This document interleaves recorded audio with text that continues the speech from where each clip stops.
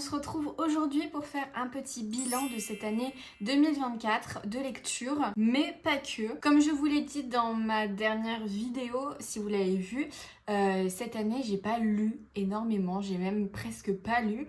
Et c'était vraiment super dommage parce qu'en fait à chaque fois je lis pas mal en début d'année, après je lis plus.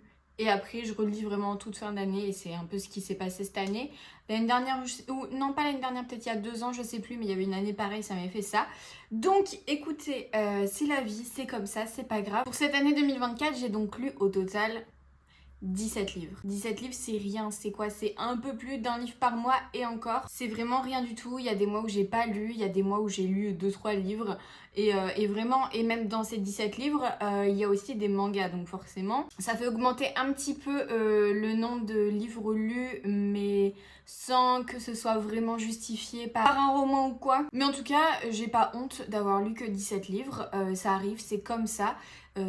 C'est pas pour autant que j'ai totalement arrêté de lire de ma vie, non, c'est juste que j'avais d'autres préoccupations dans ma vie, d'autres moods, et voilà, enfin tout simplement. Je me dis que c'est pas grave, que je lirai à d'autres moments, que je serai plus à fond dans d'autres choses. J'ai quand même réussi, parmi ces 17 livres, à vous trouver un petit top 5 de mes meilleures lectures, parce que j'en ai quand même fait. Et on va commencer tout de suite, parce que sinon ça risque d'être assez long. Cette vidéo sera pas forcément par ordre de préférence, mais juste un top 5 comme ça. Je vais pas les classer les uns par rapport aux autres parce que c'est un peu des livres qui sont pas du tout dans le même genre les uns les autres, donc ben, c'est un peu compliqué de dire celui-là était meilleur que l'autre alors qu'il y en a un c'est je sais pas moi une fantasy et l'autre c'est une romance, donc c'est différent. Par contre ce que je peux faire c'est les mettre par ordre dans lequel je les ai lus cette année, et le premier coup de cœur que j'ai eu c'était pour Un hiver pour te résister de Morgane Moncombe dans les éditions Hugo Roman. Il était juste incroyable, il était trop bien, j'ai passé un super moment de lecture, j'ai ressenti tout plein d'émotions, j'ai adoré le rapprochement entre les personnages, le rapprochement forcé, où ils sont obligés de travailler l'un avec l'autre et de vivre ensemble. Et voilà, enfin vraiment cette romance était incroyable, je l'ai même lu 2 fois, enfin une fois en version papier et une fois en version audio, je l'ai pas compté dans les 17 livres du coup, mais j'étais vraiment à fond dans ma lecture et voilà, je suis tombée amoureuse de Orion, un peu comme tout le monde je pense.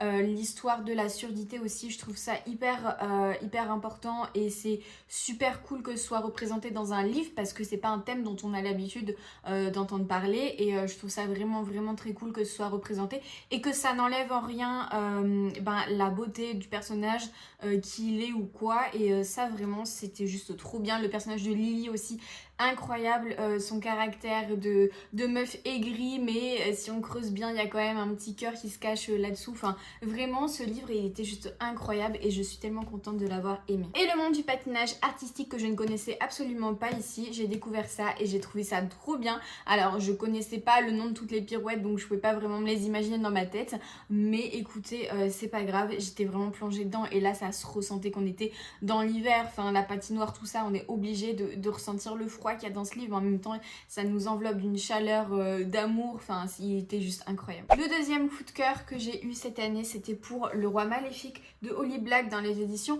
Rajo.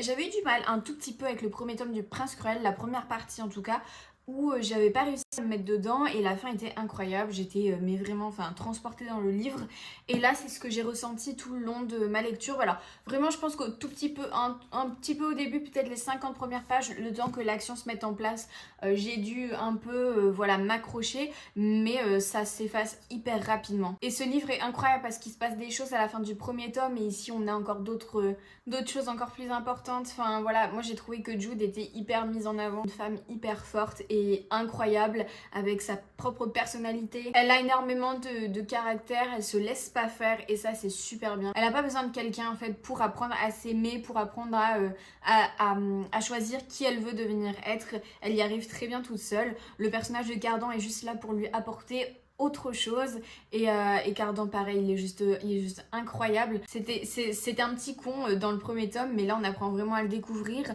on apprend à voir les sentiments qu'il a pour Jude, on apprend à découvrir tout ça, et voilà, et à voir les deux personnages comme une peut-être future relation qui peut se passer et toutes les intrigues qu'il y a autour du royaume, toutes les enquêtes aussi qu'il y a. Enfin, il se passe énormément de choses dans le royaume, il se passe énormément de bouleversements, de coups d'état, de tout ça. Et voilà, et en fait, j'ai trouvé ça super bien. C'est tellement bien dosé entre la petite dose de romance, mais en même temps l'histoire, de la fantaisie politique, tout ça. Enfin, vraiment, c'était incroyable et je l'ai dévoré, il était juste trop bien. Ensuite, j'ai lu, enfin plutôt j'ai écouté Un animal sauvage de Joël Dicker. Je vous le mets là parce que du coup je l'ai écouté en audio donc j'ai pas le livre avec moi. J'ai trouvé ce livre incroyable. Comme tous les Joël Dicker, je les écoute. Je ne les lis pas en version papier et je trouve que ça passe mais tellement bien en audio. Je pense que c'est des livres que j'arriverai pas à les lire en papier parce que j'ai peur que ce soit trop... que ça me donne une panne de lecture parce que j'arriverai pas à avancer ou quoi, parce que ça peut être assez lent dans la narration. Et en fait, en audio, mais c'est incroyable. Et souvent, en plus, les voix, elles sont super bien. Et du coup, là, c'était tellement prenant. Moi, de toute façon, tous les Joël Dicker, je les adore en audio. Et celui-là, tout particulièrement, parce que on a vraiment cet aspect où la maison des personnages est perdue dans la forêt. Et on a un autre personnage qui va observer un peu ce qui se passe à travers les bois. Et il y a une grande fenêtre. Enfin, vraiment, on imagine tout ce qui se passe en audio. Je trouve ça incroyable. C'est comme un film, en fait. Tu fermes les yeux et tu vois le film défiler. Et c'est juste trop bien. Enfin, cette intrigue, ce suspense qu'il y a dans le livre qui est juste incroyable, vraiment. Ça m'a tenu en haleine du début jusqu'à la fin.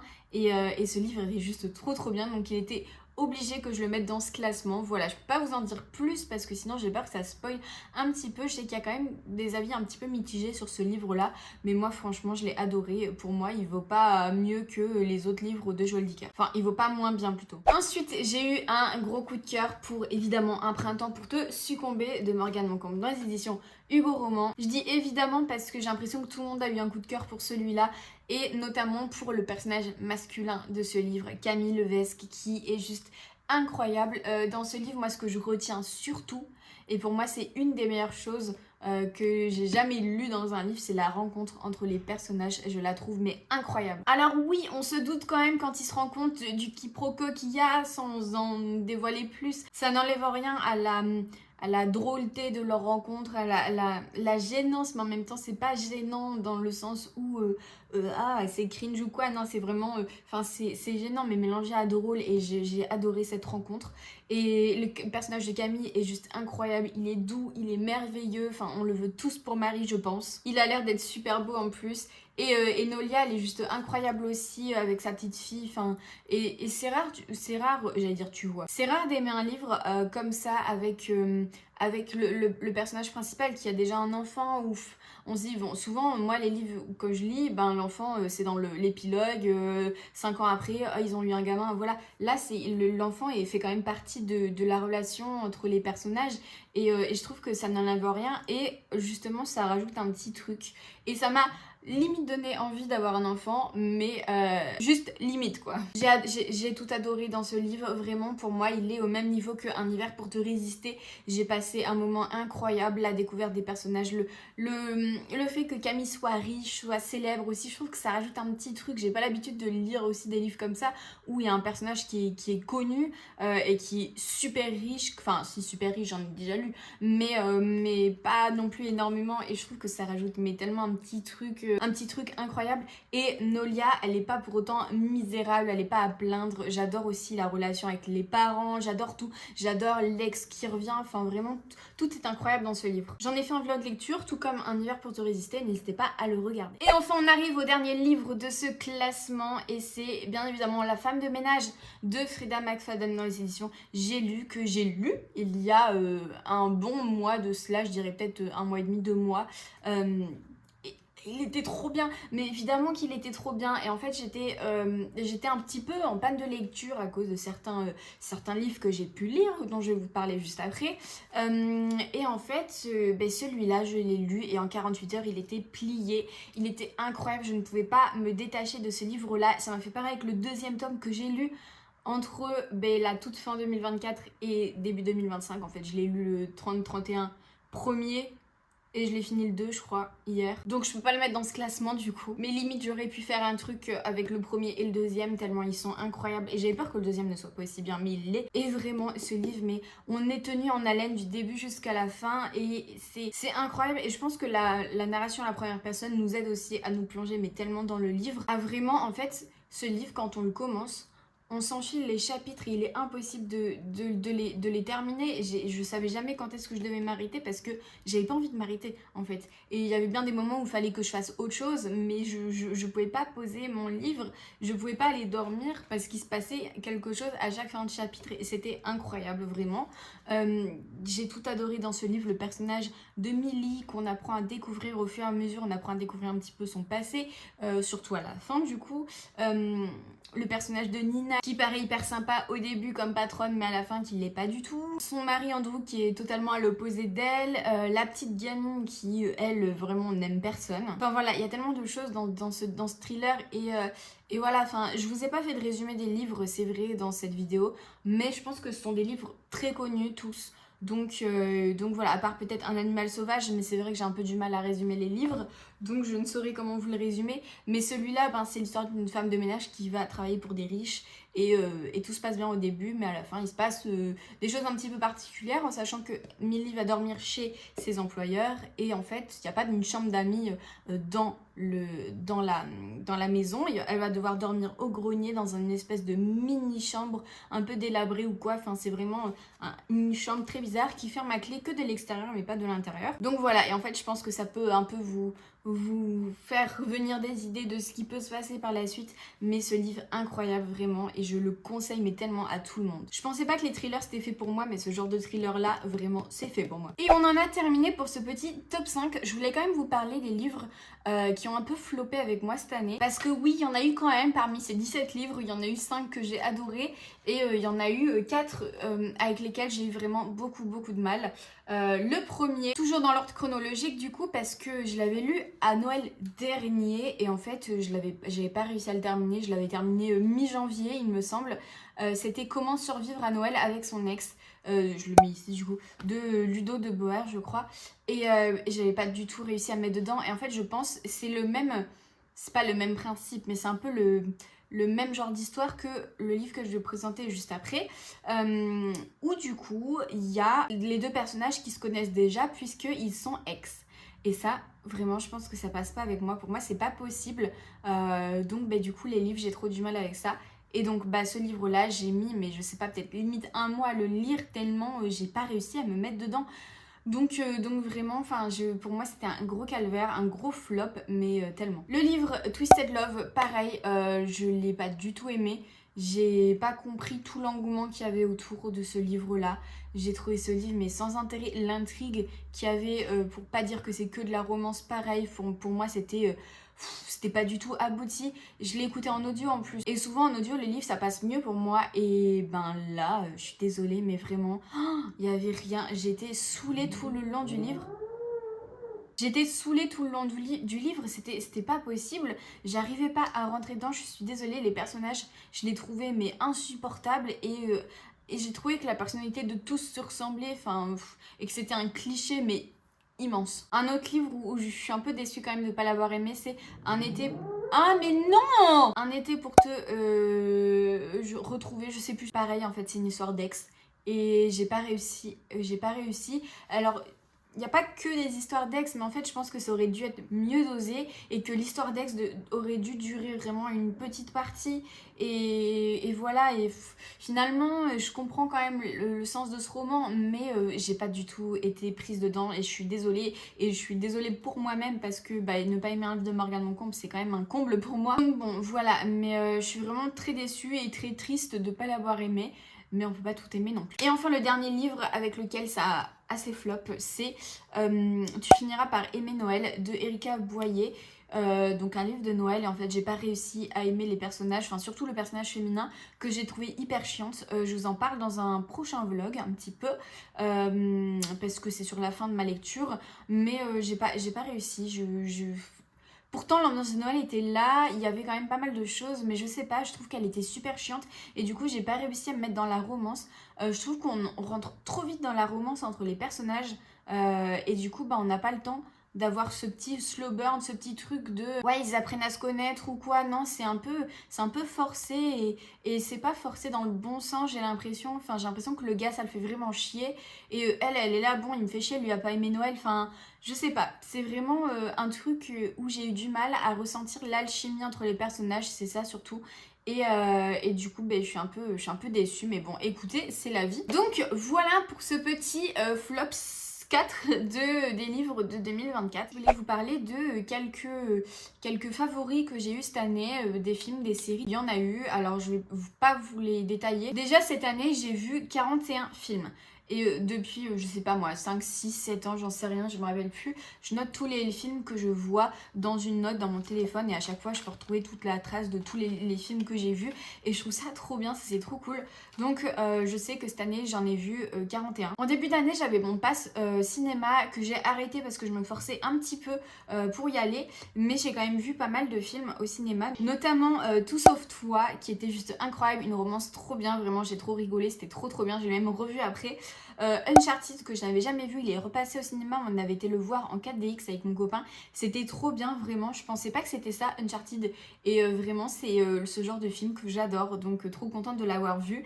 Pas de vague avec François Civil, juste incroyable parce que ça parle du métier de prof et du fait qu'il y ait une élève qui accuse son prof d'harcèlement sexuel et je trouve ça, j'ai trouvé ce film mais incroyable, surtout quand on est prof ça nous touche encore plus, donc vraiment ce film hyper bien. Argyle aussi qui était super bien dans le genre thriller, un peu enquête, tout ça, enfin vraiment il nous retourne la tête, un peu long mais sinon j'étais totalement surprise par ce film qui était juste trop bien ficelé. Et Mon Inconnu, toujours avec François Civil, que j'ai trouvé juste trop bien. J'adore ce genre de film où il y a une autre réalité si jamais on s'était pas rencontré à tel endroit ou quoi. Enfin vraiment ce film était juste trop bien. Il y a eu des tops mais il y a eu aussi des flops dans les films et malheureusement Dune n'a pas fait mon bonheur. Je l'ai vu au cinéma, donc le premier, pas le deuxième, et pour moi c'était lent, c'était chiant à mourir, et je suis désolée mais je ne fais pas partie des fans de Dune. Les Trois Mousquetaires, le deuxième volet, je me suis endormie, et c'est la première fois je crois, ou deuxième, je sais plus, que je m'endors au cinéma tellement c'était chiant à mourir, je suis désolée. Le premier j'avais bien aimé, mais celui-là était nul. Cocorico, vraiment, la première partie ça allait, mais la deuxième partie, quand les deux parents quand les deux pères se rencontrent, où c'est vraiment des échanges entre Christian Clavier et l'autre, je sais même plus qui c'est. Oh, vraiment, c'était chiant et c'était vraiment que pour se donner de la réplique l'un l'autre et aucun sens au film. Mad Max Furiosa, je suis désolée, mais ça a pas marché avec moi. Alors c'est sûrement parce que c'est pas mon genre de film, mais plus le genre de mon copain. C'était pas possible. Enfin, c'était beaucoup trop long, c'était chiant. J'ai juste aimé le personnage masculin, je ne sais plus comment il s'appelle, qui était assez drôle, donc du coup ça rajoutait un truc, mais sinon j'ai trouvé ça chiant à mourir. Mean Girls, waouh, pareil je l'avais vu au cinéma, j'aurais dû le mettre en tout premier parce que c'est sorti en début d'année. C'était chiant pareil, je sais même pas si j'avais vu le premier Mean Girls qui était sorti, mais celui-là il était pourri. Dans les séries j'en retiens quand même pas mal, j'en ai pas vu énormément cette année, mais il y a quand même des grosses pépitas. Nobody Wants This, vraiment je pense que c'est la série de l'année, je l'ai même revue 2 fois tellement c'était trop bien, je suis tombée amoureuse de Noah, c'était incroyable vraiment, enfin cette série elle est trop belle, elle est trop mignonne, mais en même temps elle est drôle, enfin vraiment elle a tout pour elle. Tell Me Lies, mais waouh, une série thriller psychologique ou quoi, j'ai adoré la personnage principale. Par contre le mec Steven, waouh comment j'avais envie de le claquer, il est moche comme un pou en plus, je suis désolée, mais vraiment ça passait pas, mais en même temps je pense que c'est ce qui me faisait aussi tellement aimer cette série, c'est qu'on a envie de le gifler mais à chaque épisode, vraiment, mais cette série incroyable. Respira, une série sur Netflix qui se passe dans le milieu de l'hôpital, incroyable parce qu'il y a Manuel Rios, un acteur que j'adore, que je trouve magnifique, qui est dans cette série. Il y a aussi Blanca Suarez, pareil, une actrice que j'adore, et c'est une série qui est super. Ensuite, évidemment, la 3e saison des Bridgerton, comment ne pas la mettre. Juste trop bien, on l'attendait depuis un bon moment et ça n'a pas manqué à me plaire, donc trop contente. J'ai regardé aussi la saison 1 de Berlin, du coup en espagnol, c'est sur le personnage de Berlin de la Casa de Papel, pareil, qui était super dans l'esprit la Casa de Papel, donc forcément c'était trop bien et j'ai adoré. Du coup, la saison 2 de Hartley, Cœur à vif, qui était juste incroyable, je l'ai revu 2 fois aussi, tellement j'étais à fond dedans, prise dedans, j'ai adoré tous les personnages, tout ce qui se passe, c'est vraiment une série qui est drôle mais en même temps qui nous réconforte. Et j'ai aussi regardé cette année une série que j'avais déjà vue mais je me la suis refaite parce que j'adore, c'est Modern Family, toutes les saisons, j'ai tout regardé, c'était trop bien, vraiment. Pour les musiques du coup, je suis pas sûre de pouvoir mettre des extraits. N'hésitez pas à me faire vous aussi votre petit top 5 de livres, top 5 de films, top 5 de séries, pourquoi pas aussi des flops aussi de l'année que vous n'avez pas du tout aimé. N'hésitez pas aussi à mettre un petit like si la vidéo vous a plu, à vous abonner à la chaîne si ce n'est toujours pas fait et à me laisser un petit commentaire avec un petit cœur si jamais vous avez envie de me soutenir et de commenter juste un petit cœur. Et moi je vous dis à plus dans une prochaine vidéo qui sera un vlog. Ciao!